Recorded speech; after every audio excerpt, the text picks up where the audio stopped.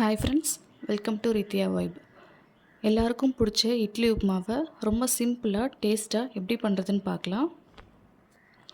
இட்லி உப்புமா நல்லா உதிரி உதிரியாக வரதுக்கு ஒரு சின்ன டிப்ஸ் இருக்குது. என்னென்னா, இட்லியை ஃப்ரிட்ஜில் வச்சு நம்ம யூஸ் பண்ணோம்னா அது உதுர்த்து விடும்போது நல்லா உதிரி உதிரியாக வரும்.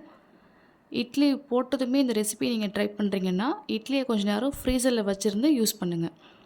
எப்படி பண்ணுறதுன்னு பார்க்கலாம். கடாயில் ஆயில் ஊற்றிக்கோங்க. கடுகு போட்டுக்கலாம். வெங்காயம் சேர்த்துக்கலாம். இட்லி உப்புமாவுக்கு எப்பவுமே வெங்காயம் அதிகமாக போட்டால் டேஸ்ட் நல்லாயிருக்கும்.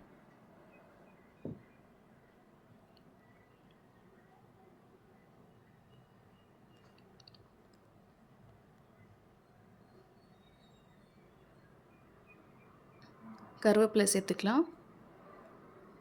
நான் 3 வரமிளகாய் ஆட் பண்ணியிருக்கேன்.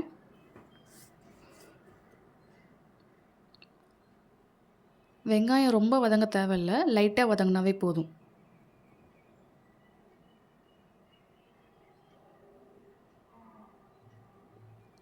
இப்போ வச்சுருக்க இட்லி அது கூட சேர்த்துக்கலாம். சேர்த்துட்டு லைட்டாக கிளறி விட்டுக்கோங்க. சால்ட்டு கொஞ்சம் ஆட் பண்ணிக்கலாம். சால்ட்டு நீங்கள் ஆட் பண்ணும்போது கொஞ்சமாகவே ஆட் பண்ணிக்கோங்க. டேஸ்ட் பார்த்து பத்தலைன்னா இன்னும் எக்ஸ்ட்ராவாக ஆட் பண்ணிக்கலாம். சால்ட் போட்டதுக்கப்புறம் நல்லா கிளறி விடுங்க. லோ ஃப்ளேமில் வச்சுக்கிட்டு 2 மினிட்ஸ் நல்லா கிளறி விடுங்க. அவ்வளோதான், நம்மளோட டேஸ்டான இட்லி உப்புமா ரெடி. இந்த மாதிரி ஈஸி ரெசிபிக்கு நம்ம சேனலை ஃபாலோ பண்ணிக்கோங்க. மறக்காமல் சப்ஸ்கிரைப் பண்ணிக்கோங்க.